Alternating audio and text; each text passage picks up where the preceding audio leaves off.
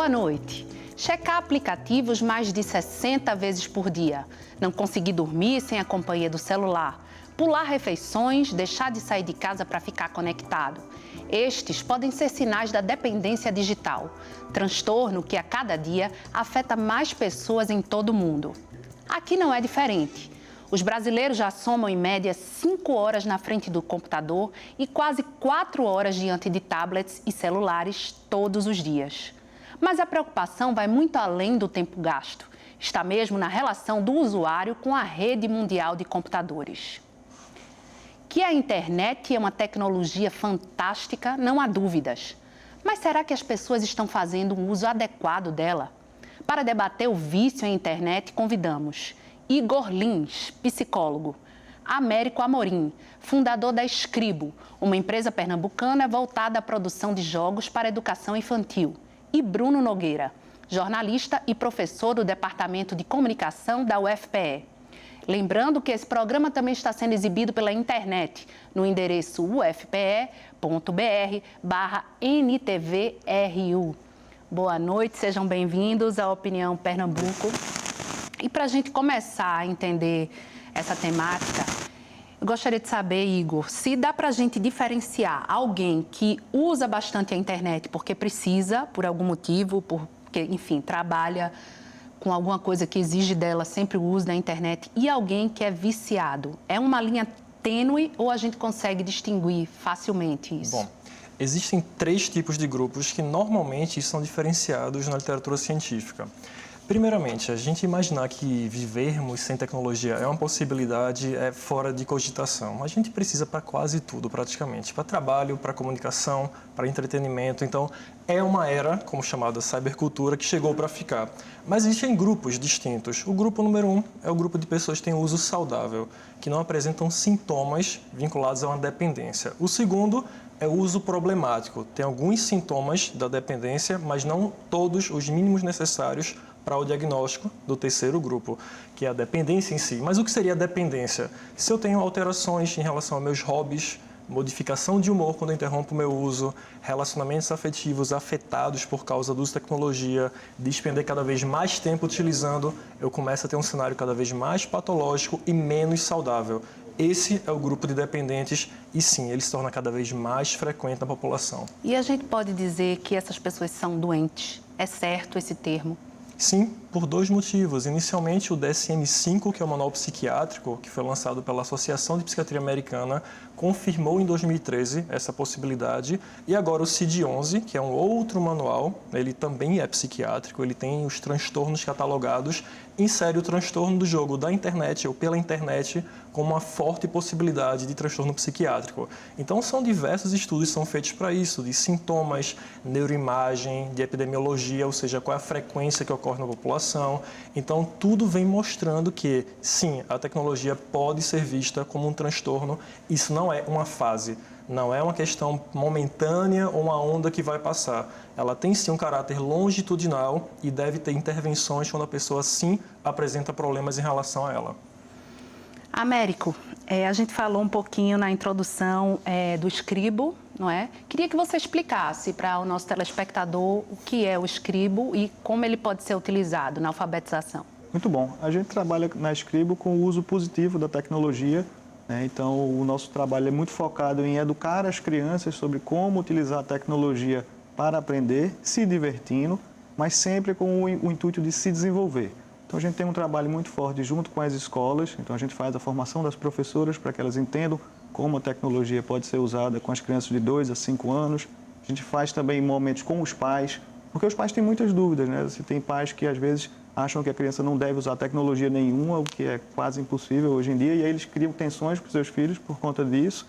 E você tem outro extremo, que são os pais que não sabem dos malefícios que essa tecnologia pode trazer e de como utilizá-lo de forma positiva, né? Então, basicamente, o que a gente usa são jogos que estimulam o aprendizado dos meninos. Então, a gente tem evidência de que esses jogos ajudam no desenvolvimento da linguagem, da matemática, do conhecimento de ciências, e que eles também servem para dar indicadores para as escolas e para as professoras e para as famílias de como está o desenvolvimento de cada criança. Então, é um uso positivo da tecnologia desde pequenininho para que a gente tente evitar esses problemas que podem acontecer e que têm acontecido cada vez mais frequentemente nos adultos. Ok. E Bruno, como é a tua relação? Você, enquanto jornalista, que precisa muito das tecnologias, né, para se manter informado, enfim. Como é a tua relação dia a dia com elas?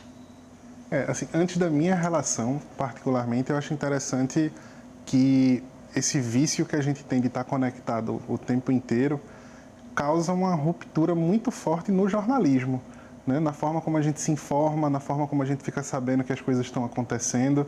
Então, a gente começa a criar outros graus de autoridade, por exemplo, onde fica muito mais fácil a gente acreditar em uma coisa que a gente recebe no WhatsApp, que está apitando o tempo inteiro no bolso da gente, do que uma coisa que vem de uma fonte que seria mais confiável, né? Você falou, mas eu vi no telejornal que foi dito isso. Eu disse, não, mas no meu grupo chegou isso aqui dizendo que é uma outra coisa, né? E isso é uma coisa que afeta bastante o ambiente da comunicação, do jornalismo, a formação do jornalista, né?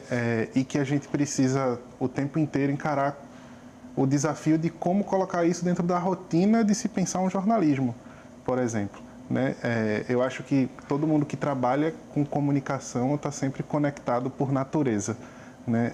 De saber o que está acontecendo, de saber um pouco o que é novidade, o que é que não é, e etc., seja na sua área, seja em áreas próximas, mas ao mesmo tempo que a gente é um usuário mais pesado, né? O nosso público direto, o telespectador, o consumidor de notícia e de informação, ele também né? E aí acaba criando isso que eu chamei aqui de um desafio à autoridade de quem pode dizer o que está acontecendo ou não, né? O que é fato e o que é boato. Né? É muito que está se falando tanto de fake news, né? Exatamente. Acho que entra bem nesse perfil aí do que você está falando, né? Mas daqui a pouco você vai me dizer como é a sua relação com as redes. Igor, a internet acaba sendo um Prozac virtual, no sentido que ela ativa um sistema de recompensas, né? Que as curtidas, os retweets, as visualizações de vídeo, acaba tendo esse papel também para as pessoas? A resposta é positiva. Na realidade, todo tipo de atividade que nós fazemos online ativa a área de recompensa do cérebro, como mencionado, por ser uma pequena tarefa, do termo em inglês mini task. Basta utilizar um exemplo simples, entrar no WhatsApp, né? WhatsApp, como a gente chama popularmente, e clicar numa conversação e visualizar. Nesse exato momento, você já aciona a área de recompensa do cérebro, porque uma atividade foi realizada. Já gera um prazer imediato. E como o cérebro trabalha muito com prazeres, e a gente tem essa busca incessante por prazeres, quase tudo que a tecnologia oferece está vinculado a prazer. Então vamos imaginar que competição, entre aspas, desleal nós temos entre estudar, você ter um livro em mãos, que você precisa estudar por 2, 3 horas para obter o prazer de concluir uma tarefa, e do outro lado o celular que você clica e de imediato você já tem esse prazer liberado. O problema é que esse prazer constantemente sendo liberado vai necessitar do nosso organismo que mais e mais seja feito para obter o mesmo prazer inicial, ou seja, você está condicionando a manter-se por mais tempo naquela atividade. Isso gera um mecanismo, né, de dessensibilização do corpo para você cada vez mais utilizar a tecnologia, gerando também o uso dela como fonte de escapismo, que é um segundo problema que é vinculado também às dependências. Estou muito estressado, estou muito irritado, eu estou com algum problema emocional e utilizo sempre ou com frequência o uso da tecnologia, isso é uma fonte de escapismo. Diferentemente de, puxa, eu tive um dia tão estressante hoje, deixa eu ficar no celular um pouco para relaxar. Isso não é um problema. O problema é quando o uso é frequente, quando é uma estratégia recorrente da pessoa. E é muito comum, assim como drogas, como alimentos, como sexo, a tecnologia também pode ser, sim, fonte de escapismo. E aí eu me pergunto, Américo, você que está com cérebros infantis, né? Que é aquele cérebro que está em formação, Exato. enfim. Como é que... primeiro, eu queria saber o seguinte, a escola contrata a empresa para fazer jogos personalizados? É assim que funciona? A gente tem uma plataforma que tem uma série de jogos para atender os objetivos da Base Nacional Comum Curricular, que é o novo currículo do Brasil. Sim. Na área de linguagem, matemática, ciências, sociedade.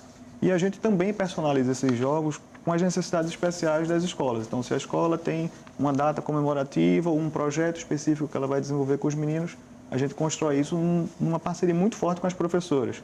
Então, a gente entende o que é que os professores precisam para ajudar no processo formativo das crianças e aí a gente constrói, então, esses jogos sempre dentro de uma pegada muito de estimular, mas de uma forma positiva, né? E aí a sua outra E a pergunta é nessa receptividade, linha. porque eu tenho a ideia de que eles devem amar, né? Poder, e eles podem mexer com o computador, eles podem levar celular para a sala de A aula gente com tem tablet. hoje várias formas de usar a tecnologia com as crianças, né? E aí tem as recomendações da Academia Americana de Pediatria, que a gente sempre tenta passar isso para as escolas e para as professoras e para os pais também. Então, o projeto da gente ele só começa com 2 anos, porque até 2 anos a gente deve ter o uso mínimo de tela possível com qualquer criança. Então, a gente não deve usar celular, tablet ou mesmo televisão. Afaste seu bebê da tela. E depois de 2 anos, você já começa a ter evidências de estudos que existem ganhos positivos de uso de tecnologia. Esses ganhos positivos, geralmente, eles acontecem quando os meninos usam em pequenos grupos. Então, usar em duplas ou em trios. Então, geralmente, o nosso projeto dentro da escola, ele é usado em duplas, então você vai ter 2 crianças com um tablet. E aí, esse uso em duplas, ele sempre é para atingir um objetivo. Então, hoje, se a gente está brincando de conhecer as formas geométricas, e a gente já viu as formas geométricas tangivelmente, né, com objetos, no final daquela aula, a professora pode puxar um jogo de formas geométricas para que eles consolidem aquilo que eles já estavam fazendo. E isso, para eles, é um momento de motivação. Funciona como né? adicional, então. Exato. É como se fosse para arrematar a aula. A gente tem muitas escolas que usam os jogos no fim de uma sequência didática, que a gente chama. Então, eu trabalhei um conteúdo ou um projeto ao longo da semana e quando eu vou consolidar aquilo, eu uso aquele jogo como um momento de comemoração deles, um momento em que eu estou usando o jogo para aferir se eles realmente conseguiram construir aqueles conceitos que eu queria que eles construíssem ao longo daquela semana. E isso, para eles, é um momento de diversão. Para a gente, é um momento de aferição do nosso trabalho pedagógico. Em outras escolas, elas usam os jogos também para estimulação. Então, por exemplo, a gente tem muitas escolas que usam jogos para estimulação de linguagem e o começo do processo ali de desenvolvimento da leitura e da escrita. Então, enquanto ela está ensinando, ela também está usando o jogo para reforçar aquilo que está sendo trabalhado na sala. Bruno, como é sua relação com Porque desde que eu cheguei a aqui, rede? que eu tô com o celular Porque desde na... que ele chegou, ele não conseguiu se desconectar. Não, eu sou uma pessoa que está conectada quase que integralmente, assim. Acho que é uma coisa que, na verdade, faz muito parte das coisas que eu pesquiso e das coisas que eu vivencio, não só profissionalmente, mas pessoalmente, mas eu uso bastante, assim. Saio de casa já olhando para o aplicativo onde é que está o ônibus, para saber se eu vou pegar ele nessa parada ou naquela outra parada. E daquele momento até chegar, eu estou sempre de olho na tela. Agora, eu queria até pontuar uma coisa, assim, a partir da fala que foi dita aqui, que eu acho que é importante de relativizar também, é que a gente vive também num momento onde existe muita tecnofobia, né? Um medo da tecnologia, um susto de que isso é uma coisa que vai trazer algo ruim, isso é uma coisa que é errado e etc. E associando essa questão de isso pode ou deve ser tratado como uma doença, a gente também vive hoje num contexto de uma sociedade que é doente porque quer ser doente por natureza, né? Então, acho que é sempre bom ter um cuidado quando a gente fala disso, de lembrar que cabe a uma instância específica aferir se isso trata-se de uma doença ou não. Da mesma forma como a gente se sente mais triste um dia e já quer dizer que está com depressão, ou quando a gente tem uma leve mudança de humor e já quer dizer que é bipolar, ou quando a gente quer só dar uma organizadinha aqui e já quer dizer que sofre de um transtorno, ao mesmo tempo é bom ter cuidado como a gente se coloca nesse grau de dependência, né? Se a gente percebe que isso é uma coisa prejudicial, é uma coisa que deve ser primeiro mediado por um psicólogo, por um psiquiatra, a partir de um acompanhamento e não só a partir de uma desconfiança, né? E eu acho que isso é muito importante também, principalmente no contexto da infância, porque eu acho que essa tecnofobia ela é muito grave no contexto de infância. Assim, eu tenho uma filha de 8 anos que na escola dela sempre se fala assim, aqui não entra celular, aqui não entra rede social, aqui não entra não sei o quê, que é uma fantasia, na verdade, né? É uma coisa que faz parte do dia a dia de qualquer criança de 8 a 10 anos de idade.